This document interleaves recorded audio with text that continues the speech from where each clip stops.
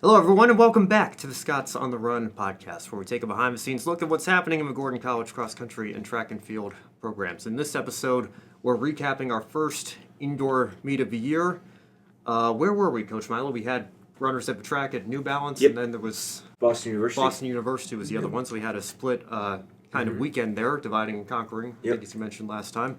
Daniel Chewning, Chewy broke multiple school records. We have him on the show today as well. He's going to be joining us in just a moment. But first, as always, Coach Miela, Merry Christmas, Happy Holidays, Christmas, Happy New Year, Happy New Home. Happy new home for me. That's right. I was listening to the episode as I was driving in today, the last episode, and I thought you would cut out the MTV Cribs thing, but I guess not. But yeah, the new house is great. Getting used to the commute, but I've been saying to people I didn't realize how cramped we were in our apartment until we got a house and the girls can run around. It's a beautiful thing. And as we were talking about, building a little home gym in the garage. So looking forward to just getting hoodie and sweatpants on and just working out in the middle of winter in my garage. Yeah. Kind of fun, Oh, it's the best. I kind of like it. It's the best. So.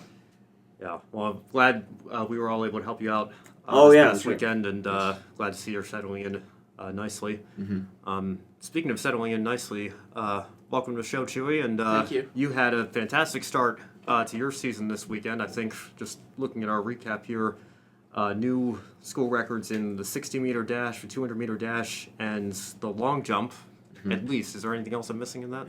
No, just those three. Yep. So take us through your performance and getting your season started off the right way here. Sure. Yeah, so we started off the day with the 60. And I don't know, the 60 was never really my best race. Yeah. Yeah, 60 was, I don't know. But I was What was your feeling PR? good. My PR was like, 7:32? yeah, it was a 7:30, maybe higher than a 32. I don't know. 36. That was something like that. It It might, yeah. 7.3 even. 7:3 something. But it wasn't, like, the 60 isn't my strongest race. I kind of have, like, a slower acceleration to start off my running. But I don't know. Like, I kind of just went into the day. I was telling you about this. I kind of just went into New Balance just, like, feeling, like, extra confident. I don't know what it was, but I kind of just was like, I am a runner. Like, this is what I do. And so, I don't know, I kind of went into the 60 with that mindset. I felt good. Like, I warmed up well. Yeah, I don't know. And I just did it. I don't know. I just ran. Wow. I just ran. Wow, what great analysis. I know. I feel like I was there. Seriously. Oh. I don't know. I think the biggest thing I took away from that response is you said, I am a runner, right? And we give you a hard time all the time about not being a basketball player anymore. Yeah. I've said that about his preseason to this point is, just you have turned the corner. We used to joke about it, but now it's for real. You're a track guy, and you've trained like it. And this whole preseason, you had a really strong preseason. So it was like, and this was the whole day. I mean, Chewy's a good example of it. I wasn't surprised that he had a good day. I was surprised at how good of a day he had. And then for the 60 in particular, I thought you would do better. I didn't know. I mean, if it was 7:32. Your previous PR, that's 0.17 off of a 60. That's such a short period to take off that much time. It's very impressive. And then, so you were doing the long, did you go 60 and then you went long jump? Yeah. And then the 2? Mm-hmm. And then, how'd you feel in long? I mean, long was fine. It started off pretty poorly, actually. My first jump was only like 5.6 meters. Like, it wasn't good. Like, doing long jump directly after something like the 60, I don't know. I just, I'm not super mentally prepared, and I kind of have to just, jump right in, which is okay. But I don't know. Like, I didn't get, the new record until the last jump. And on the last jump, literally the only thing I thought about was keeping my feet up, because that's what I, stink at when it comes to long. Yeah. And it worked. I don't know. So you went 560 or whatever on the first jump. What did you do on the second jump? Second jump, I think it was 6.15 or something like that. So after your first jump, how do you stay? Because you said you went into the day confident. So how do you stay confident after, Yeah. a 560, which for you is not a good jump. It's not ideal. No. Right. I mean, it's just because I know I can jump farther than that. Right. You know, I just know because, I've done it in the past multiple times. So it's just I don't know. It's just getting to that point, making sure I do all the things correctly. I remember on that first jump, I knew I wasn't running fast enough. Mm-hmm. My approach wasn't fast enough. I knew I wasn't getting my feet up. I was landing on my feet. It's just I had to kind of get a mental checklist of all right, these are all the things that I need to do. Yeah. And then I kind of just figured it out. So. Well, yeah, and I think we've been talking about that more and more on the team. Just the idea of belief, right? I think that's, again, what you just said there. Even though you jumped 560, you're like, oh, I know I'm better than that.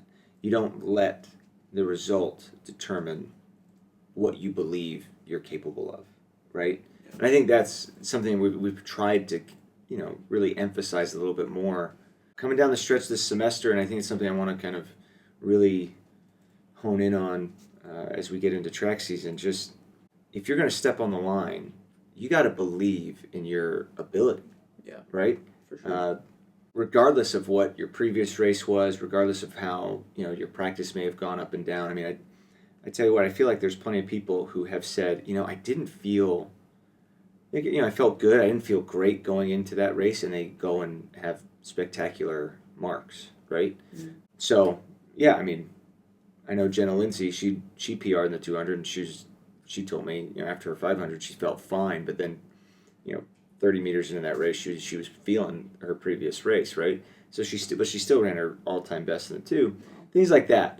You don't have to feel great to be great, kind of a thing. And as long as you kind of keep that confidence, I know I'm better, you give yourself a shot. So And that kind of reminds me of my 2, because I wasn't feeling great going into my 2. Okay.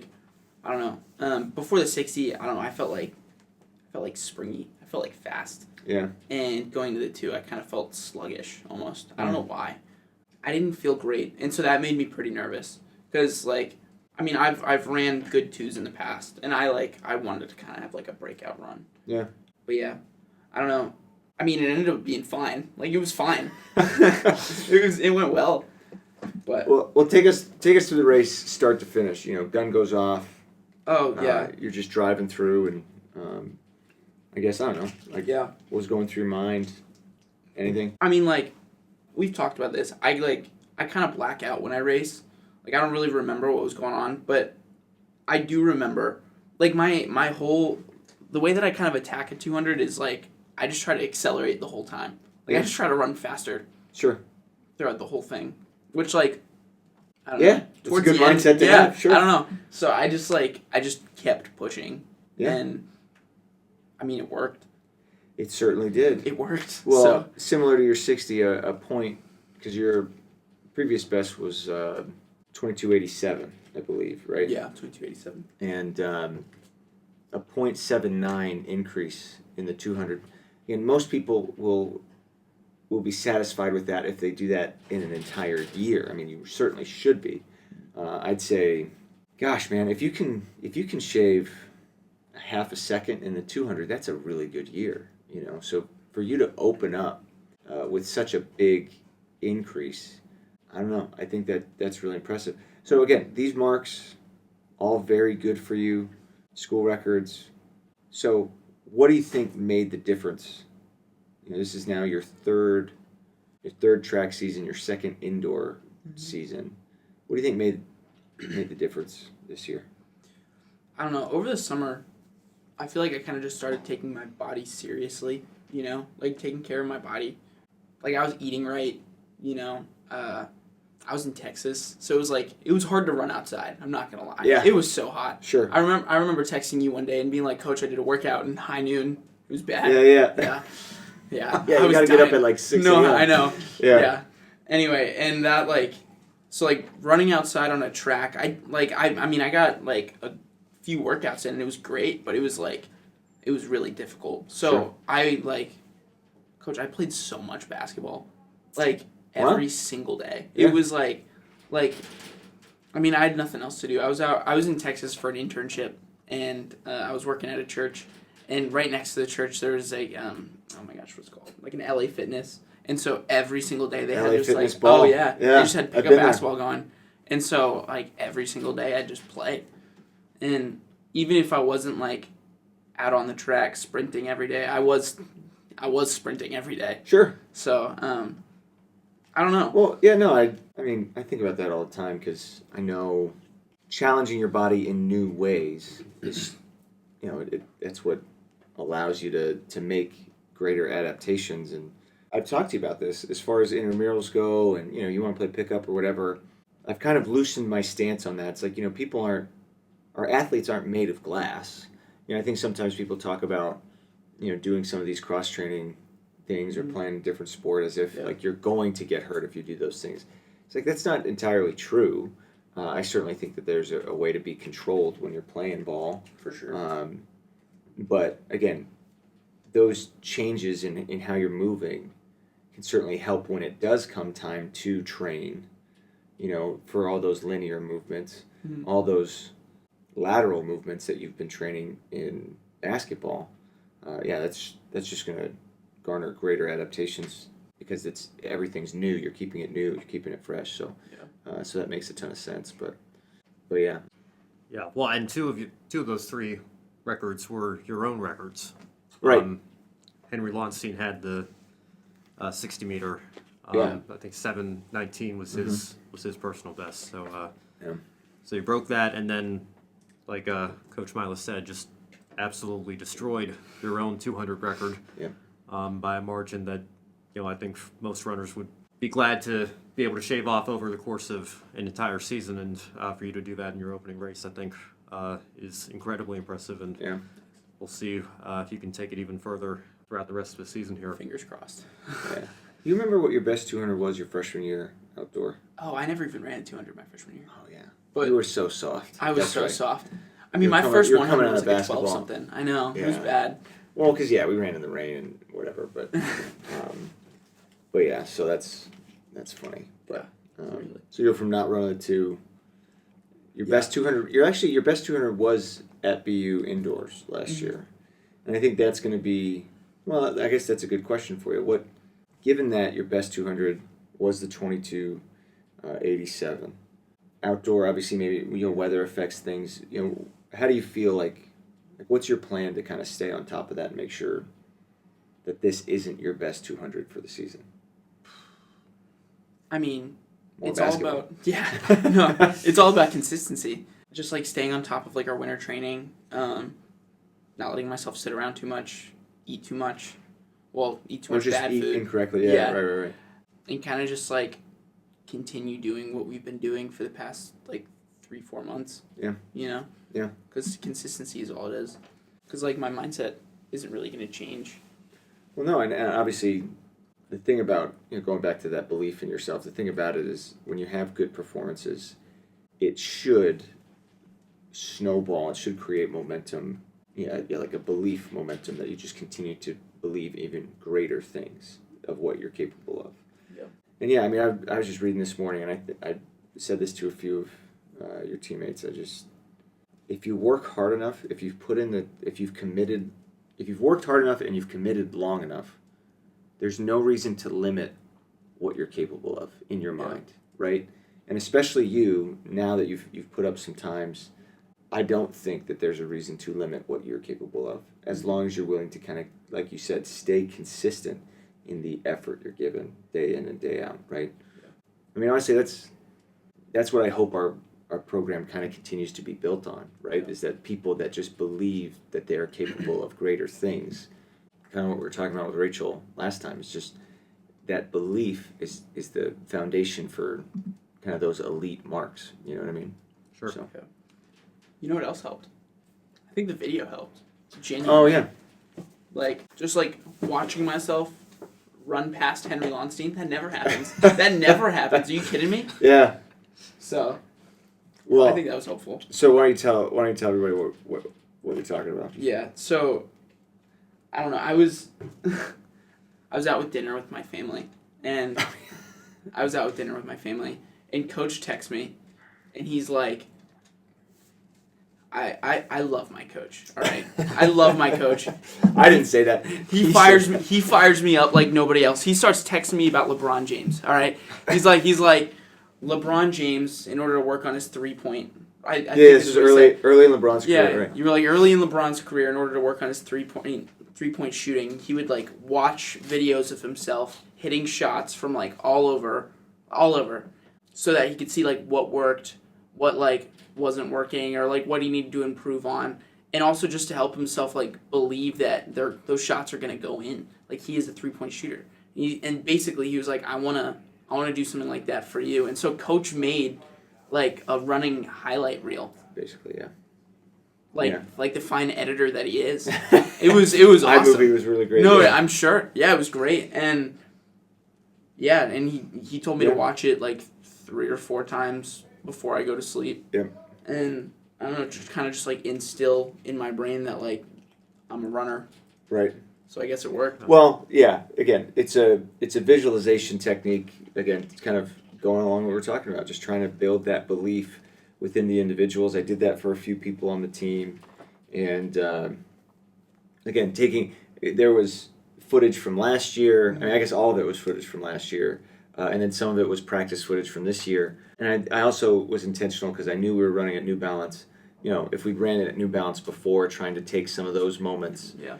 Because again, like the more you can really visualize yourself doing those things, I guess I believe, like when you're talking about blacking out, like my hope is when you kind of have those blackout moments in races, that everything that you've kind of built your subconscious to think, know, and believe just takes over. I'd like to think that that's what happened last Saturday or 2 Saturdays ago, but you know, I mean, the fact of the matter is, I mean, it clearly was helpful. Yeah, it was helpful. Yeah. So yeah, well, I gotta add clips now to some of those videos and send it back out. But yeah. All right. So looking at the rest of the day's team, events here, I see Amherst Goodwin, Libby Garrity looked like they shattered some records of their own. Oh, yeah. And then obviously we had some athletes over at BU as well. So Yep. what else stood out to you from this past weekend here? Well, kind of continuing the conversation, Amherst was another one I kind of made one of those highlight reels for, and I told them, hey, just watch yourself doing it. Watch yourself, and then close your eyes and really visualize yourself doing it well. And again, she's another one that made a huge jump in the 60, going from 8 flat to 788. Again, taking a 10th off in the 60 is something that it's not easy to do. You know, again, you kind of hope to do that over the course of the year. So for her to lead off her season with that, I thought through everything we saw in the preseason, I thought her ceiling was 791, and so she kind of even busted through that. So we were thrilled about that. She made finals. You know, she was running against some of the Division I schools, and she was hanging right there with them. And then her 200, she ran the exact same time that she ran to end the year in her outdoor season at regionals. So it's far and away the best 200 she's ran indoors. And now she's really picked up where she left off, which you don't see that often either, especially running on an indoor track versus an outdoor track and being at the end of a huge training cycle versus just kind of in the middle of December, right? So so really thrilled about that. Lizzie Gaskill broke her own long jump record. I was encouraged by her day overall. Again, I think when you look at the team, when you look at Chewy, you look at Amherst, we had some of these standout performances that really like wowed even myself, who I consider myself pretty optimistic, right? But you know, again, a lot of people had very solid starts to their days, or to their seasons, I should say. Keenan Jones was somebody who I had a lot of belief in, worked really hard over the off season.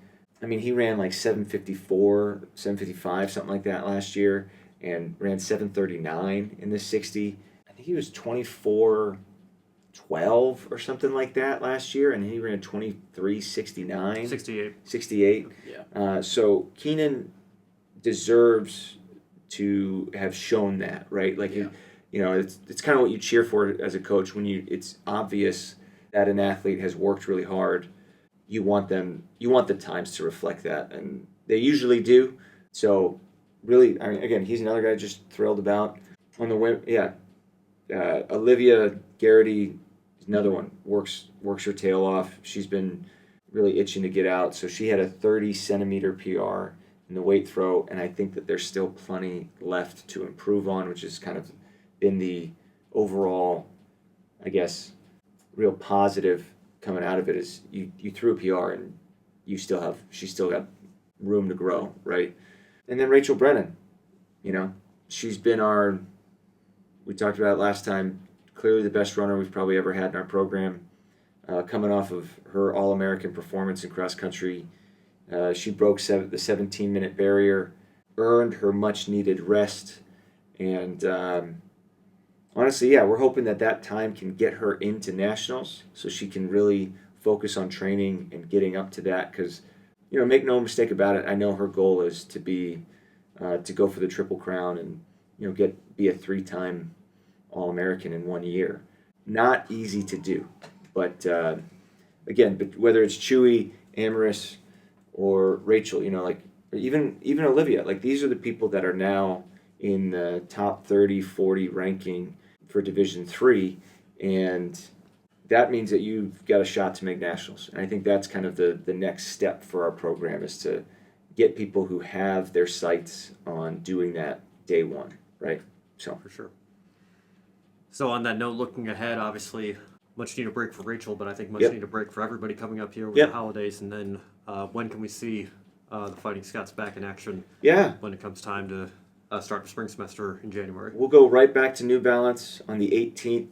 It'll be interesting. We typically, the way the schedule fell together, because I think we're typically back on campus a week earlier. I think I remember being back on the 11th, and that, we had time to train for a week and then compete that second week back. So this year we're back the 13th. Our first meet's on the 18th, so it really will be, kind of incentive to train over the break. For most people, again, Rachel's the only one that's probably taking total time off. But basically everybody, this is going to be a really crucial training block, not only because you're at home and you got to overcome those kind of challenges, but it's the last time you're going to be able to just train for 4 weeks straight without having to worry about fitting in competitions around your training. So it's a pretty important time that will really set us up for the rest of our season. Like I said, we compete the 18th, and then we're going every other week pretty much until our spring break trip. Then we have 2 weeks off, and then we're going every week in April after that. So trying to pace things out well. So they need to train hard, but we also need a good mental break during the holidays, and hopefully we can kind of balance those things so that when we get to the end of the year, people aren't totally worn out. You know what I mean? For sure. So before we go, I do think it's a holiday episode, right? We've got Christmas coming up, and I'll throw a question at everybody here. We like to have drafts. I don't know if you know that we draft in our, so we'll draft different topics, cereals, fast food restaurants, whatever, and you kind of go through a few rounds and you kind of try to draft the best team of whatever the topic is.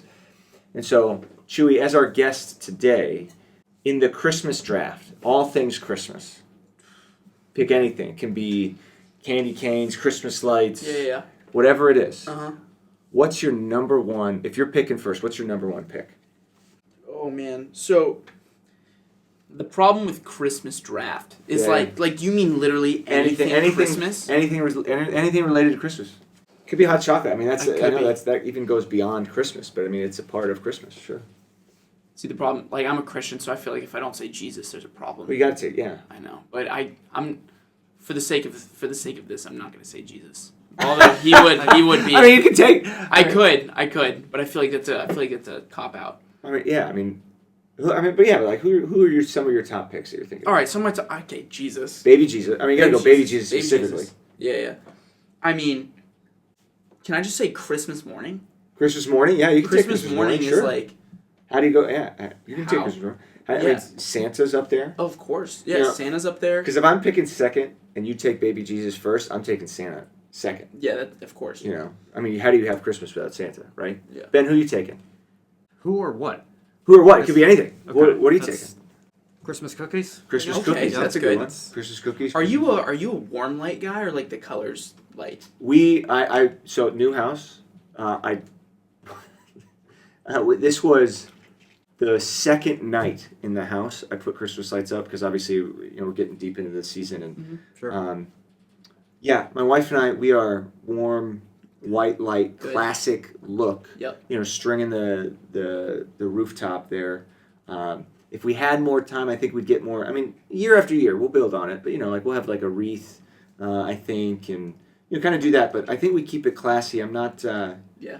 I think I like the colors for other people. I like to look at it. I don't want to come home to it Yeah. every day. For sure. Yeah, my parents like the just clear white lights on the big tree. Yes. But I'm a colored lights person, so I have this tiny little tree, but I keep off to the side Oh. with Well, colored lights. So we have. we compromise. We have an artificial tree. I know Yeah. that people, it's controversial, but We have an artificial one too. yeah, but it has different, like settings. So I settings, could yeah, go, yeah. we could go white. We could go with the multicolored lights, and our girls want the multicolored lights. So you actually, if you drive by my house tonight, which I know you guys won't because it's far away. But you'll see the warm lights lining the house, and then you'll see probably the multicolored lit tree in the window. It's really nice. I can't wait to have you guys up. Mm. Oh yeah, you've been. Yeah. You helped me move in. Yeah, I know. So you're just waiting on You me. didn't make the- yeah, you no, didn't I make didn't the- make the you didn't trip. make the I was trip. working that day. But I feel I don't know. That's a good way Yeah. to send us into the holidays, don't you think? Oh yeah. Yeah, well, I thought about just like as a joke, because I know Rachel joked about the house tour on the podcast. I thought about yeah. bringing the mic with me, but I know I'm sure you've been very busy unpacking and getting set Next up and time. everything. But Next time. We'll think about that. Sounds good, Um, man. Yeah, so thank you all so much for listening, and we'll be back, I guess, in about a month to recap our first indoor meet of January. So Love it. we'll see you then.